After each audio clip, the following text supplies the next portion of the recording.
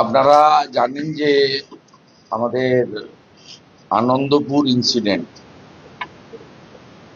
যেখানে এখন তো খবরের আড়ালে চলে গেছে, বহু মানুষ এখনো নিখোঁজ আছেন যাদের দেহ পাওয়া যায়নি, এবং ডিএনএ টেস্টের মাধ্যমে প্রায় 25 জন মতো মৃত শনাক্তকরণ হয়েছে। তারপরে 10 লক্ষ টাকা করে ক্ষতিপূরণ তাদের বাড়িতে গিয়ে দিয়েছে পুলিশ এবং তৃণমূলের নেতারা, এবং একটি চেক দিয়েছে জেলে থাকা অভিযুক্ত ডেকোরেটর, আরেকটি চেক দিয়েছে মুখ্যমন্ত্রীর অতি ঘনিষ্ঠ ও মোমর্জিনী কর্ণধার, যাকে কেশাগ্র স্পর্শ করা হয়নি। মুখ্যমন্ত্রী বিধানসভাতে দাঁড়িয়ে তিনি কেন যাননি তার ব্যাখ্যা দিয়েছেন। প্রজাতন্ত্র দিবস ছিল, তারপরেও উনি যেতে পারতেন, যাননি কারণ ওখানে যারা মারা গেছে সবাই হিন্দু, এবং যারা নিখোঁজ আছেন তারা সকলে হিন্দু। এবং উনার যেহেতু ঘনিষ্ঠ একজন ব্যক্তি, যার সঙ্গে উনি একাধিকবার বিদেশ ভ্রমণ করেছেন, যিনি বিদেশে গিয়ে ওয়াকিং এর ওনার সঙ্গী, তার জন্যই করেছেন। কিন্তু আমরা গতকাল থেকে একটি জাতীয় সংবাদপত্র এবং তার মধ্য দিয়ে দেখেছি how the NGT national green tribunal was alerted to illegal Anandapur warehouses years before the deadly fire. আপনারা এটা দেখুন, এইটা 2023 সালে পিটিশন করেছিলেন Ankur Sharma, a green activist and advocate. এটার ভিত্তিতে জানুয়ারি 2025-এ the date of inspection of the site was set in January 2025। সেখানে অলরেডি অ্যালার্ট করেছিলেন তারা। এই যে 456 পেজের এই যে আপনার এনজিটির যে অর্ডার, 456 পেজের, এখানে আপনারা দেখতে পাবেন যে এর সঙ্গে সরকারি দল, মুখ্যমন্ত্রী, প্রশাসন কিভাবে যুক্ত ছিলেন। এই বিষয়টা আমি আপনাদের মাধ্যমে পশ্চিমবাংলার জনগণকে তুলে ধরলাম। আমি আপনাদেরকে গতকাল সুপ্রিম কোর্টের রায়ের ভিত্তিতে আমি দুজন স্পেসিফিক ডিএম এর নামে আপনাদের মাধ্যমে তারা কিভাবে সরকারি দলকে এবং আইপ্যাকের বুদ্ধিতে চলছেন। যেমন প্রথম হচ্ছেন দক্ষিণ 24 পরগনার অরবিন্দ মিনা, দ্য নটোরিয়াস অরবিন্দ মিনা। তিনি কাল একটা ভার্চুয়াল করেছিলেন। চিত্রজিৎ সেন এসডিও বারুইপুর, তিনি অস্বীকার করলে আমার কিছু করার নেই, চিত্রজিৎ সেন, কিন্তু আমি পুরো দায়িত্ব নিয়ে বলছি। চিত্রজিৎ সেন এসডিও বারুইপুরকে ডাইরেক্ট থ্রেট করেন DM Arvind Meena, wait for the consequence. এসডিওর অপরাধ কি? তিনি ডিএম এর মুখের উপরে জানিয়েছিলেন আইনের বাইরে তিনি কোনো কাজ করতে পারবেন না, এবং যখন বলেন তখন এডিএম ডেভেলপমেন্ট ভাস্কর পাল বলেছিলেন আইসিডিএস সার্টিফিকেট না বলে ফ্যামিলি রেজিস্ট্রেশন বলে চালান। রাজি হননি এসডিও। ডাইরেক্ট থ্রেট করেন অরবিন্দ মিনা এসডিও চিত্রদীপ সেনকে। গতকাল বিকেল 5:30টায় ভিসি শুরু হয়েছিল, 7টা নাগাদ এটা করেছেন, এবং সুপ্রিম কোর্টের জাজমেন্টের পরে আজকে উনি এই ধরনের এটা হয়তো অন্য ডিএমরাও করেছেন, আইপ্যাকের তৈরি করে দেওয়া এই ফরম্যাটে তথ্য চেয়েছেন সমস্ত ইআরওদের কাছে। এই তথ্য চেয়েছেন এই ফরম্যাটে। সব ডিএমরাই হয়তো করেছে, আমরা এটা দক্ষিণ 24 পরগনা থেকে কালেক্ট করেছি। প্রথমের কলম হচ্ছে অ্যাপ্রুভাল, দ্বিতীয় কলম হচ্ছে SC name, assembly name, assembly number, তৃতীয় হচ্ছে এসি নেম, তৃতীয়, তারপরে হচ্ছে সিরিয়াল নম্বর, তারপরে ডেজিগনেশন, তারপরে রোল, এইআরও নেম, এইআরও, এই ইআরও, পার্টস অ্যাসাইন, সেপারেটেড, আপনার space, total number of cases mark as in eligible, mobile নম্বর। কি করছে এরা দেখুন, এটা আইপ্যাকের তৈরি করে দেবো। এবং সাথে সাথে গতকাল রাত্রি প্রায় মিডনাইটে ডিএম নদিয়া, তিনি এডিএম কে সঙ্গে নিয়ে নাকাশিপাড়া ব্লকে গেছিলেন, সিসিটিভি ফুটেজে প্রমাণিত। সেখানে গিয়ে তিনি বিডিও সহ অন্যান্য আধিকারিকদের চমকেছেন যে ডিসপোজাল সবকে ওকে করে তুলে দিন। এবং এটা হয়েছে সুপ্রিম কোর্টের নির্দেশের পরে। এই একই জিনিস নদিয়া জেলার কৃষ্ণগঞ্জ, হাঁসখালি, চাপড়া, তেহট্ট, করিমপুর 2 বর্ডার এলাকাগুলিতে হয়েছে। মূলত মুসলমান অনুপ্রবেশকারী যারা বাংলাদেশি, তাদের নাম তুলে দেওয়ার জন্য এই সিদ্ধান্ত, এই ব্যবস্থা করেছেন।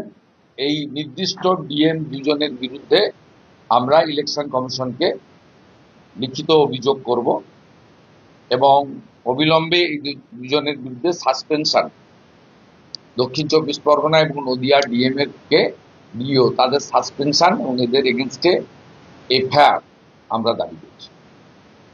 বাংলাদেশের খুলনার বাসিন্দা সুব্রত মণ্ডল 24 সালে আগস্ট মাসে তিনি পশ্চিমবঙ্গে আসেন। 1.5 বছর জেল খাটেন সুব্রত। অভিযোগ, মুসলিমদের ছেড়ে দিলেও হিন্দুদের আটকে রাখে তৃণমূল সরকার। এই জন্যই 2025 সালের 1 সেপ্টেম্বর ভারত সরকার নরেন্দ্র মোদীজির নির্দেশে এবং অমিত শাহজির দপ্তরের পক্ষ থেকে 2024 সালের 31 ডিসেম্বর পর্যন্ত যারা ধর্মীয় উৎপীড়নের কারণে বাংলাদেশ থেকে হিন্দুরা এখানে এসেছেন, তাদেরকে ভারতবর্ষের কোনো থানার পুলিশ বিরক্ত, উত্তপ্ত মামলা গ্রেপ্তার করতে পারবে না করেছে। এবং এটা অন্য কোনো রাজ্যে হয়নি, কারণ ভারতবর্ষের নাম হিন্দুস্তান। কেবলমাত্র পশ্চিমবঙ্গে হয়েছে, তার কারণ পশ্চিমবঙ্গে যে সরকার আছে সেটা হচ্ছে জামাত 2। আপনি জামাত যে আসনগুলো জিতেছে যদি লক্ষ্য করেন, দেখবেন পশ্চিমবঙ্গের বর্ডার এলাকায় জিতেছে। বিজেপি শাসিত ত্রিপুরা বা আসামে তার বর্ডার এলাকায় কিন্তু বিএনপি জিতেছে। সেখানে কিন্তু মুক্তিযুদ্ধের আরেকটি পার্টি, মুক্তিযুদ্ধে সবচেয়ে অগ্রণী ভূমিকা যদি আওয়ামী লীগের থাকে, তারপরে ভূমিকা ছিল বিএনপির লোকেদের। তারা মুক্তিযুদ্ধকে অস্বীকার করেনি, তারা রাজাকারের পর্যায়ে পড়ে না। সেই কারণে ভারত সরকার এই 1 সেপ্টেম্বর 2025 এই অধ্যাদেশ জারি করেছেন। এটা মমতা ব্যানার্জির জন্যই হয়েছে, কারণ তিনি জামাতিদের আরেকটা পার্ট, জামাত 2। এদিকে ঘটনা শীর্ষ আদালতে আইন শৃঙ্খলা নিয়ন্ত্রণে ব্যর্থ করে পদক্ষেপ করা পর্যবেক্ষণে সুপ্রিম কোর্টের এখনো পর্যন্ত কতগুলি অভিযোগ ও পদক্ষেপ হয়েছে। ডিজিপিকে হলফনামা দেওয়ার নির্দেশ। আমি নিজেই আক্রান্ত। অতএব 106 বার কোর্ট থেকে গিয়ে পারমিশন নিতে হয়েছে। শুধু রাজনৈতিক কর্মসূচি নয়, নন্দীগ্রামে 2021 সালে আমাকে 10ই নভেম্বর আমাকে মালা দেওয়ার জন্য, এবং 2022-এর 14ই মার্চ আমাকে গোকুলনগর এবং সোনাচূড়াতে মাল্যদান করার জন্য হাইকোর্ট থেকে পারমিশন নিতে হয়েছে। নেতাই গ্রামে মালা দেওয়ার জন্য আমাকে পারমিশন নিতে হয়েছে। আমাকে ভবানীপুরে গত বছর দোল পূর্ণিমা পালনের আগের দিন, যেটা আমাদের বলা হয় আজ আমাদের ন্যাড়াপুরা কাল আমাদের দোল, হিন্দিতে হিন্দিভাষী বা নর্থ বেঙ্গলে হোলিকা দাহন বলে, আমাকে হোলিকা দাহন করতে গিয়ে পারমিশন নিতে হয়েছে। অর্থাৎ ধর্মীয় কাজ করতে গেলেও পারমিশন নিতে হয়। তা আমি নিজে আক্রান্ত। এখানকার পুলিশ এবং আইপ্যাক দুজনে মিলে এখানকার চালাচ্ছে। তৃণমূলের কোনো সাংগঠনিক অস্তিত্ব নেই, কোনো ভদ্রলোক তৃণমূলের সঙ্গে নেই। আপনারা সম্প্রতি সরকারি সভা বাদ দিন, স্কুলের বাচ্চাদের তুলে নিয়ে আসা সভা, রাজনৈতিক সভা যদি আপনারা তৃণমূল কংগ্রেস নেত্রী এবং তার সেকেন্ড ইন কমান্ড ডায়মন্ড হারবারের সাংসদ এবং আমাদের বিচার করেন, প্রধানমন্ত্রী থেকে শুরু করে আমাদের সকলের সভা, তাহলে দেখবেন স্বতঃস্ফূর্তভাবে কাদের অংশগ্রহণ ঘটেছে, কাদের সভাতে বেশি মানুষ এসেছে।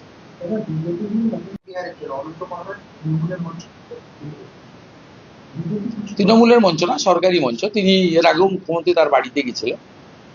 আমি এর সম্পর্কে বেশি কথা বলবো না। আর রাজবংশীরা, আমি জানি ওনাদের সঙ্গে আমি উঠা বসা করি। একাধিক রাজবংশী নেতা, বিধায়ক আমার সহকর্মী। আমি কোচবিহার সহ, জলপাইগুড়ি সহ, রাজবংশী এলাকাতে মালদা সহ বহু জায়গায় গেছি। তাদের বাড়িতে আপ্যায়নও গ্রহণ করেছি, ধর্মীয় অনুষ্ঠানেও গেছি। রাজবংশীরা হিন্দুদের ক্ষতি হবে এমন কোনো কাজ করবে না। এটা রাজবংশী সমাজের হয়ে আমি বলতে পারি, কারণ তারা এমন কোনো কাজ করবেন না আগামী নির্বাচনে যাতে হিন্দুদের ক্ষতি হয়, সামগ্রিকভাবে হিন্দুদের ক্ষতি হয়। অতএব রাজবংশীদের নিয়ে আপনাদের চিন্তা না করলেই হয়। উনি যেটা করছেন, কি করেছেন, ওনার ব্যক্তিগত ব্যাপার। তো আজকে নতুন নয়, উনি এই লোকসভা নির্বাচনের আগেও মুখ্যমন্ত্রী ওনার বাড়িতে গিয়ে চা খেয়ে এসেছেন।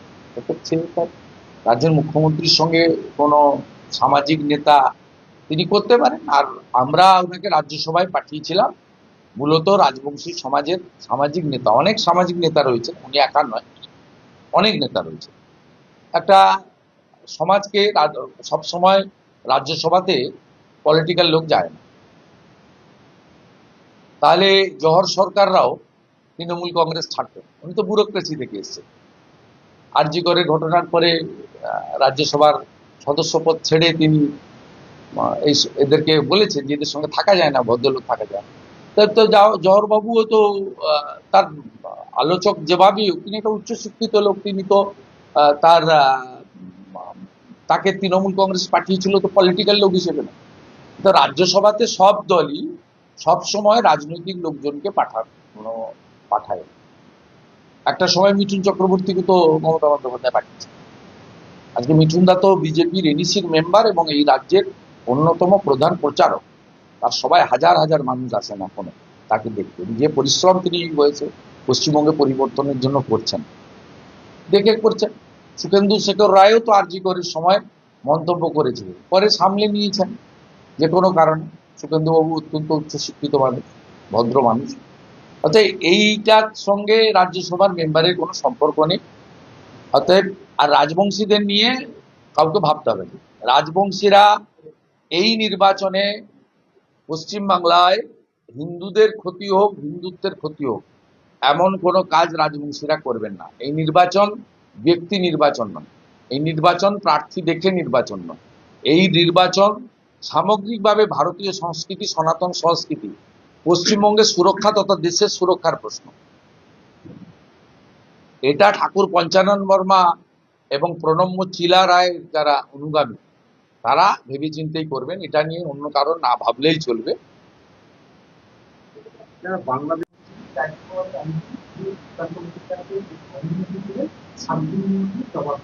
সুকান্তকে বলবো ওই চিঠিটা ডাস্টবিনে ছিল। রাজীব কুমার মামলা করুক, সুকান্ত বাবুর দম আছে, লড়ে নি। সুকান্তবাবুর তথ্য নিয়ে ডকুমেন্টের ভিত্তিতে বলেছে। বলবো ডাস্টবিনে ফেলে দিই। এরকম মমতা ব্যানার্জিও আমাকে চিঠি দিই, আমি এমন উত্তর দিয়েছি তারপর আর উত্তর দেয়নি। আমার কাছে ডকুমেন্ট আছে, যেদিন চাইবেন দিয়ে দেবো। রাজনৈতিক দলের সঙ্গে তিনি বৈঠক করেছেন এবং সিপিএম কংগ্রেসের জন্য দরজা খুলে রেখেছেন। বিরোধী আসনে বলতে চাইছে হুমায়ুন করা, বিরোধী আসনে তারা কি মনে করছে আমাদের বিচার? তাদের তো যা কাণ্ড কারখানা সব মুসলিম ভোট। এটা নিয়ে মমতা ব্যানার্জিকে বলতে, আমরা তো 1%-এর কম মুসলিম ভোট পাই, কিন্তু মুসলিম বুথগুলোতেও ভোট দেওয়ার মানে পরিবেশ তৈরি করতে পারলে আমার মনে হয় বিজেপিও শিক্ষিত মুসলিমদের অনেকের ভোট পাবে। আমার সঙ্গে অনেকে ব্যক্তিগত যোগাযোগ রাখে, অনেকে আমাকে মডেলিং করেন, বিশেষ উৎসবের শুভেচ্ছা পাঠান। অনেক ডাক্তার, প্রফেসর, মাস্টার, শিক্ষিত ছেলে রয়েছে যাদের বয়স চলে গেছে, সংসার করতে পারেননি, চাকরি পান, বঞ্চিত হয়েছেন এসএসসি থেকে, পিএসসি থেকে, এসএলএসটি থেকে, গ্রুপ ডি থেকে, যোগ্যতা থাকা সত্ত্বেও। আমি তাদের অনেক অরাজনৈতিক আন্দোলনে গেছি, তারা আমার সঙ্গে আন্দোলনে একসঙ্গে মিশেছেন। তারা বলেন যে মুসলিম বুথগুলোতে বিজেপির কর্মী না থাকার জন্য, পোলিং এজেন্ট না থাকার জন্য, যাদের লড়ার কথা সিপিএম, কংগ্রেস বা আইএসএফ, তারা লড়তে পারে না মুসলিম বুথে। তারা মিডিয়াতে থাকে, প্রচার মিছিলে থাকে, কিন্তু পুলিশ এমনভাবে সেখানে একটা পরিবেশ তৈরি করে এবং তৃণমূল কংগ্রেসের যে মুসলিম নেতারা আছেন তারা এত অর্থ করেছেন, এত গুন্ডা, সেই সব লোকেদের সামনে দাঁড়াতে পারে। তারা এই শওকত মোল্লা থেকে শুরু করে বিভিন্ন জায়গায় যে ওদের যে গুন্ডা নেতারা আছে তারা এইসব জিনিস করেন, অতএব লোক সেগুলো দেখতে পারে না। কিন্তু যদি মুসলিম বুথেও পরিবেশ তৈরি করে দিতে পারে ইলেকশন কমিশন, সুষ্ঠু অবাধ ভোট, সেক্ষেত্রে বিজেপিরও যেটা 0.65%, মানে 1%-এরও কম ভোট পেয়েছে, সেই পার্সেন্টেজও বাড়বে এবং মুসলিমদের অনেকেই, গরিব মুসলমানরা, তারা কিন্তু বিরুদ্ধে ভোট দেবে। আমি ওর সম্পর্কে খরচ করবো না, গতকাল যা বলার বলেছি। আমি এক লাইনে বলতে পারি, একজন বামপন্থী কর্মী আজকে একজন ক্যাজুয়াল অস্থায়ী কর্মচারী হিসেবে কোম্পানিতে যুক্ত। কেন্দ্রীয় বাহিনী আসছে, কিন্তু বাহিনী ঠিকঠাকভাবে ব্যবহার হবে তো? স্বরাষ্ট্র মন্ত্রী আপনারা এই বিষয়ে এর আগেই একটা সংসদ না না, আমরা কি করেছি জানি, কিন্তু আমরা অনেক অভিজ্ঞতা 19, 21, 24 থেকে অভিজ্ঞতা নিই। ভারতীয় জনতা পার্টি যে ধরনের পরামর্শ দাবি করার দরকার ইলেকশন কমিশনকে করবে। এটা ইলেকশনের মডেল কোড অফ কন্ডাক্ট চালু না হলে আমাদের পক্ষ থেকে আমাদের কি কি দাবি, কি কি বিষয় রয়েছে, আমরা এখন ফাইনাল ভোটার লিস্টের অপেক্ষায় আছি। তারপরে সময় মতো বলবেন। এবং আমাদের মধ্যে, ভারতীয় জনতা পার্টির মধ্যে অনেক অভিজ্ঞ কার্যকর্তা এখন তৈরি হয়ে গেছে, যারা এর আগেও পার্টির সঙ্গে যুক্ত ছিলেন, কিন্তু তারা বড় 3টে নির্বাচন ফেস করেছেন এবং 3টে নির্বাচনে কার্যত 40%-এর আশেপাশে, 38 থেকে 41, গতবারে 39, একটা ভোট তৈরি হয়েছে বিজেপি। 2,30,00,000 ভোটার বিজেপির সুনির্দিষ্টভাবে তৈরি হয়েছে। এবং এসআইআর এর পরে আমাদের সঙ্গে প্রধান প্রতিপক্ষ তৃণমূল কংগ্রেসের কোনো গ্যাপ আছে বলে আমি অন্তত মনে করি না। আমি বুথ থেকে রাজ্য পর্যন্ত কাজ করি, গ্রাউন্ডে থাকি, আমার এই অভিজ্ঞতার ভিত্তিতে আমি বলছি। রহমান হয়েছে এবং অবিলম্বে এমনভাবে সুপ্রিম কোর্ট গাইডলাইন বেঁধেছে যে সেগুলোতে কাজ করতে হবে বলে জানা গিয়েছে। আজকে হাইকোর্টে, আজকে সুপ্রিম কোর্টের নির্দেশ দিতে বিচার কমিশন হ্যাঁ, এই বৈঠকেই তো চূড়ান্ত রূপরেখা হবে। হাইকোর্টের অর্ডারে ফোরে পড়ে নেবেন, ক্লিয়ার বলা আছে, যেখানেই বিতর্ক হয়েছে সেগুলো হ্যান্ড ওভার করবে। আমরা খুব খুশি, জুডিশিয়ারির লোকেরা এই ফুট প্রিন্টের, আপনার এর প্রিন্টের পরে ওরা ওই এর উপর করে, ওদের তো সংবিধান এবং ভোটার কারা হয় বলা আছে আরপি অ্যাক্টে। জুডিশিয়ারি সিদ্ধান্ত নেবেন, যে সিদ্ধান্তটা ইআরও এবং এআরও দিচ্ছে। এমদের তো সিদ্ধান্ত নেওয়ার অধিকার ছিল না। তারা কখনো রেড ফ্ল্যাগ লাগাচ্ছিলেন, কখনো ব্লু টিক মারছিলেন, কিন্তু তারা বলছিলেন যে not up to the mark, please check again, please verified again, ডকুমেন্টেশনে প্রবলেম আছে, এরাও এগুলো বলছিল, অ্যাডভাইস করছিলেন। কিন্তু আইনে পরিষ্কার আছে, ইআরওরাই একসেপ্ট অর রিজেক্ট, 2টো কলম ছাড়া 3টে কলম নেই, পেন্ডিং ছিল না, তো সব তুলে দিত। তো সুপ্রিম কোর্টের অর্ডারের 4-এ একদম পরিষ্কার বলা আছে, ইলেকশন কমিশনের সিস্টেমের সঙ্গে পশ্চিমবঙ্গ সরকার নিযুক্ত আধিকারিকদের যে বিরোধগুলো হয়েছে, ওই মামলাগুলো, ওই কেসগুলোই ওরা নিষ্পত্তি করবেন। খুব সুন্দর জিনিস হয়েছে। আক্রমণ করেছেন, বলছেন যে বাংলা ভাষায় কথা বলেই আক্রমণ করা হতো, যে কোনো মূল্যে বিজেপিকে আক্রমণ করে বলছে যে বাংলা ভাষায় কথা বললেই সেখানে আক্রমণ করা ক্লাস 7-এর বই পড়ে নেবেন, উনি কিভাবে আরবি ভাষা ঢুকিয়েছেন। জলকে পানি, আকাশকে আসমান, আপনি দেখবেন কত কত ভাষা আছে। রামধনুকে কি বলেছেন, এগুলো পড়বেন। চাচা চাচি, আব্বা আম্মা, এসব কত কথা সেখানে বলা আছে। উনি যে স্লোগানগুলো দেন, ইনশাল্লাহ, মুক্ত, সব মিটিং এ আমরা শুনি, ওটা কি বাংলা নাকি? ওগুলো বাংলা ভাষা। উনি পশ্চিমবাংলা থেকে বাংলা সংস্কৃতি তুলে দিয়ে যে সংস্কৃতিটা আনতে চাইছেন, এটা আরবি সংস্কৃতি। যে বাবরের নামে মসজিদ হচ্ছে, এটা বাইরে, ভারতীয় নয়। সেই কারণে তো বাংলাদেশের লোকেরা, বিশেষ করে হিন্দু সমাজ এবং পাহাড়িরা একজোট হয়ে ওখানে জামাতকে রুখে দিয়েছে। এবং জামাত ত্রিপুরা আসামের বর্ডার এলাকায় সিট পায়নি, বিএনপি পেয়েছে। ত্রিপুরার বর্ডার, আসামের বর্ডারে দেখবেন সিলেট থেকে শুরু করে সব জায়গায় বিএনপি জিতেছে, পশ্চিমবঙ্গের বর্ডারে জামাত জিতেছে। এটা হিন্দুই হোক মুসলিম হোক, এটা বাঙালি সংস্কৃতি নয়। তাতে বাংলা ভাষা নিয়ে বলার কোনো কারণ নেই। আজকে 21শে ফেব্রুয়ারি মাতৃভাষা দিবস কেন হয়েছিল, কারণটা মুখ্যমন্ত্রী জানেন? বাংলাদেশে কেন হয়েছিল ওইটা, তারা বাংলা বলার জন্য খুন করেছিল পাকিস্তানিরা। উনি উনার যে সহকর্মীদেরকে বাংলা বলতে বলুন না, উনি ইউসুফ পাঠানকে, জাভেদ খানকে আগে ভালো করে বাংলা বলতে বলুন, তারপরে সব বড় বড় কথা বলুন। তারা মুসলিম বলছেন আর স্টুডেন্টদের ভবিষ্যতে যতই লাফালাফি করো, তুমি যে স্কুলের সেই স্কুলের হেডমাস্টার একেবারে সাইড করে দেবে। বলছেন যে আপনাকে মদ খেয়ে বলেছে, সুস্থ থাকলে বলতেই পারে। আজকে কোর্ট বন্ধ ছিল, নিশ্চয়ই মদ খেয়ে বলেছে। তারা হাই আমাকে বেঁচেই গেল, কেননা সুপ্রিম কোর্টের মামলা বিচার বিভাগের জড়িয়ে পড়া 28 তারিখে চূড়ান্ত ভোটার তালিকা, 1 তারিখ থেকে বিরোধী পরিবর্তন যাত্রা, যেগুলি ইলেকশন কমিশনের পশ্চিমবঙ্গ সফল সব মিলিয়ে একটা ভোটকে কেন্দ্র করে দুটোই প্রকল্পের সময় আপনি মোটামুটি সুবিধা পাচ্ছেন। না না, ভোটের দামামা বাজানোর তো কারণ নেই, দামা অনেকদিন ধরে বেজে গেছে। আমরা ভারতীয় জনতা পার্টির সর্বস্তরের কর্মীরা, বিভিন্ন স্তরের জনপ্রতিনিধিরা, আমরা গত কয়েক মাস ধরেই পরিবর্তন সংকল্প সভা করছি।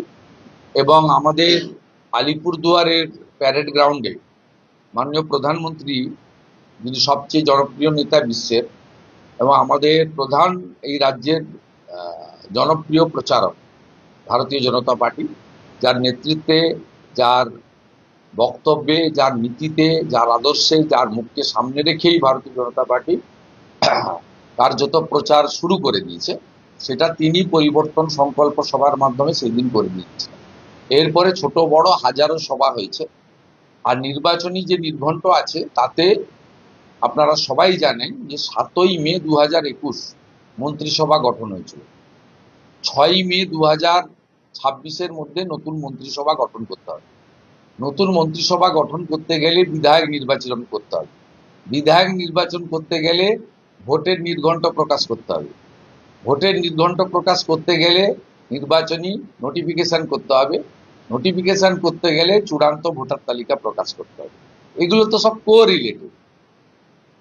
এবং 2021 সালের 26শে ফেব্রুয়ারি নোটিফিকেশন হয়েছিল।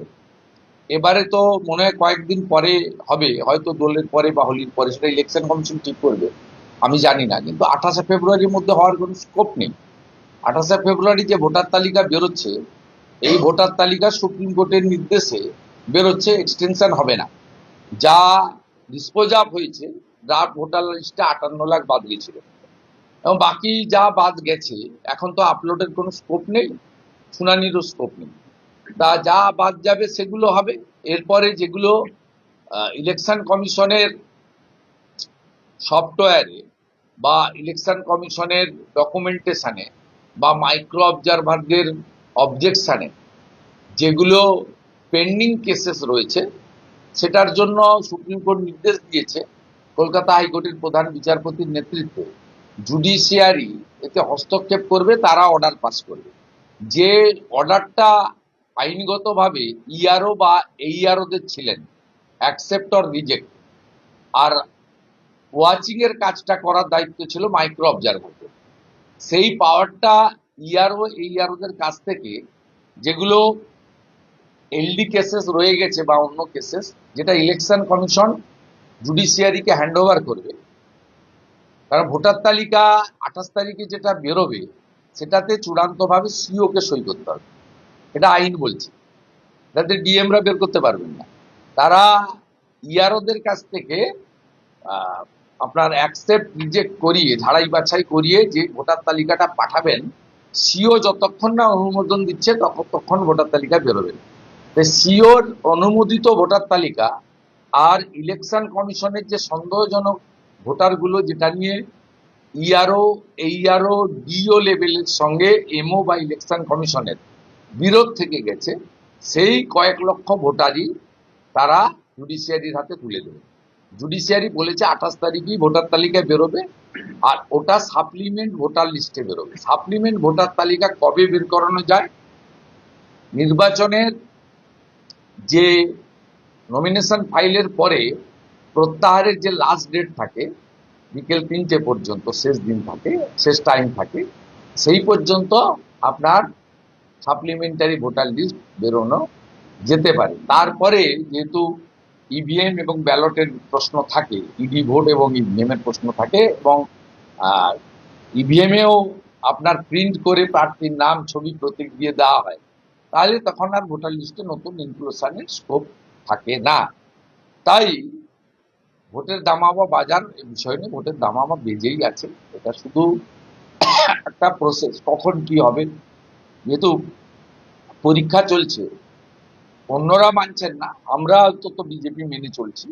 প্রকাশ্য সভা, মাইক বাজিয়ে সভা, পরীক্ষার্থীদের ডিস্টার্ব করে সবাই, এগুলো আমরা করছি না। আমরা ইন্টারনালি অন্যান্য কাজের মধ্যে এই সময়টা ব্যয় করছি। বললাম যে রায় সুপ্রিম কোর্টের কাছ থেকে ইলেকশন কমিশন সর্বদা তার সর্বপুরুষ বিভাগ করে নিয়েছে। ইলেকশন কমিশনের বিভাগ করে নিয়েছে। তাহলে যে ভোটার তালিকা বেরোবে 28 তারিখে এবং পরে সাপ্লিমেন্ট, এটাকেও স্বাগত জানাতে হবে, কথাটা পাল্টাবেন না। আমরা তো মনে করি যেহেতু এখানে আপনার প্রিন্ট থেকে যাচ্ছে, ইলেকট্রনিক্স প্রিন্টের উপরে হবে, জুডিশিয়ারির লোকেরা তারা প্রিন্টের উপরে, তারা তো দায়বদ্ধ নয় আইপ্যাক বা মমতা ব্যানার্জির কাছে বা তৃণমূলের কাছে। জুডিশিয়ারির লোকেরা লফুল অ্যাকশন নেবে। সিটিজেনশিপের প্রশ্নে মূল দেখা হয় সেটাই, সিটিজেনশিপ কিনা, 18 বছর হয়েছে কিনা, সেই জায়গাটাতে দেখে নেবেন। সিটিজেনশিপের প্রশ্নে বাংলাদেশি মুসলিম অনুপ্রবেশকারী তারা ভারতবর্ষের সিটিজেন নয়। জুডিশিয়ারির হস্তক্ষেপে, যেটা এইআরওরা তাদের ক্ষমতা বলে আটকে রেখেছিলেন ডিএমদের চাপে, আর ডিএমরা আইপ্যাক এবং নন্দিনী চক্রবর্তীর চাপে, মুখ্যমন্ত্রীর চাপে আটকে রেখেছিলেন, সেই জায়গাটা থেকে বেরিয়ে এসেছে। জুডিশিয়ারি সঠিক সিদ্ধান্ত নেবেন। আশা করব কল্যাণবাবু পরে কথা পরিবর্তন করবেন না, পরে বলবেন না যে ভোটার তালিকাটা বিজেপি বানিয়েছে। সরাসরি লজেন্স খাওয়ার জন্য হ্যাংলামি করে, আর ওদের থেকে ওরকম হ্যাংলা মনে হয় বাংলা দখল করবার জন্য কি হ্যাংলামি, যে কোনো উপায় তারা বাংলা দখল করতে চাইছে না। বিজেপির উদ্দেশ্যগুলো হবে না তো হবে না, আপনার অত চিন্তা কি আছে? আপনি সুপ্রিম কোর্টে চলে যাচ্ছেন, আপনি 200% কাজ করে দিয়েছেন, 2 কোটি লোককে চাকরি দিয়েছেন, আমাদের প্রত্যেকের পশ্চিমবাংলার লোকের রোজগার ট্রিপল করে দিয়েছেন, কৃষকের ফসলের মূল্য দ্বিগুণ করে দিয়েছেন, এত শিল্প এনেছেন। আপনার 15 বছরে আপনি 8বার না 7বার না 8বার বিজিবিএস করেছেন, এত শিল্পপতি এসেছে। মুকেশ আম্বানি এখানে এসে বলেছে কয়েক লক্ষ কোটি টাকা, গৌতম আদানি এসে বলেছে, সজ্জন জিন্দাল এসে বলেছে। আপনি এত শিল্প করেছেন, তাজপুরের ডিপ সি পোর্ট হয়ে গেছে, দেউচিয়া পাচামি থেকে এত কাজ বেরিয়েছে, বীরভূম বর্ধমানের 1 লক্ষ ছেলে চাকরি পেয়ে গেছে, সাগর পোর্ট হয়ে গেছে, কুলপি পোর্ট হয়ে গেছে, মুড়িগঙ্গার উপর দিয়ে সেতু তৈরি হয়ে গেছে, সব কাজ তো শেষ হয়ে গেছে। এত অ্যান্সেলিয়ারি, এত কারখানা, এত পানাগড় বানিয়ে দিয়েছি, রঘুনাথগঞ্জ বানিয়ে দিয়েছি, বেটিনগর বানিয়ে দিয়েছি, নানকুনি বানিয়ে দিয়েছি, সব তো বানিয়ে দিয়েছি। আর তাহলে আর এত চিন্তার কি আছে ওনার? তারপরেও তো ভোটের আগে 1,500-এর সংসার চালাও বলতে হচ্ছে। 349 টাকা লাগে রিচার্জে। বাজার তো আপনি করতে যান না, শান্তনু সিনহায় যান, আইসিএসিপি, আপনি কোনোদিন বাজারে যান না, আপনি বুঝবেন কি করে? আপনি তো বাড়ির পিছনে অবৈধ জবরদখলকারী, কলকাতা পোর্ট ট্রাস্টের জায়গা, সেই জন্য তো বাড়ির পিছনে জায়গা কিনে নিয়েছে, 1.5 কাঠা জায়গা। আমাদের এই পূর্ব মেদিনীপুরের 7 মাইলের লোক ওখানে দোকান করে। জানেন 1,500 টাকা কিছু হয় না। আপনি নিশ্চিন্ত থাকুন, বাংলার মানুষ প্রস্তুত রয়েছেন, কি করতে হবে করবে। ইলেকশন কমিশনকে আপনি কন্ট্রোল করতেন, আরই জাপ্তার তিনি, সেই জন্য 2024-এর লোকসভা নির্বাচনে আইপ্যাক মনোনীত সোদপুরের একটি ওয়েবকাস্টিং ক্যামেরা কোম্পানি, তারা প্রত্যেকটা ফেজে 4 থেকে 5,000 করে ক্যামেরা বিকেলবেলা বন্ধ রেখে 2 ঘন্টা ধরে ছাপ্পা মেরেছে। এসআইআরটা ভোটার তালিকা 28 তারিখে বেরোক, যদি ওটা ফাইনাল নয় সাপ্লিমেন্টারি আর একটা বেরোবে, তাতেই বোঝা যায় আপনার অবস্থাটা কোথায়। দাদা, বিধানসভা নির্বাচনের কাছে হিন্দু বাহিনী হঠাৎ করে যাওয়ার কোথাও কি আইন শৃঙ্খলা নিয়ে অশান্তির আশঙ্কা করছে? আছেই তো এখানে আইন শৃঙ্খলা। 2021-এ 57 জন খুন হয়েছে, পঞ্চায়েত নির্বাচনে 55 জন খুন হয়েছে, লোকসভা নির্বাচনে সংখ্যাটা কম হলেও খুন হয়েছে। এমন কোনো নির্বাচন নেই নির্বাচন ঘোষণা চলাকালীন গণনার পরে মগরাহাটে মানস সাহাকে খুন করেছে কাউন্টিং সেন্টারের মধ্যে, কাউন্টিং প্রার্থী। এইখানে যেখানে বসে আছেন এখানেই তো 24-এ লোকসভা নির্বাচনে 2 দিন আগে রচিবালা আড়িকে খুন করেছে। 2021-এ মমতা ব্যানার্জি হারার পরে চিল্লগ্রামের হিন্দু দেবব্রত মাইতিকে খুন করেছে। দক্ষিণ কেন্দামারিতে একসঙ্গে 45টা হিন্দু ঘর জ্বালিয়েছে। তারাচাঁদ বাড়ে 17টা হিন্দু ঘর লুট করেছে। এখানেই তো আছে। এই আমদাবাদের বিজেপি নেত্রী অপর্ণা থেকে শুরু করে অত্যাচারিত হয়নি এমন কোনো লোক নেই। তো বাইরে খুঁজতে যাওয়ার দরকার নেই, ধারে পাশেই ঘুরে বেড়াচ্ছে।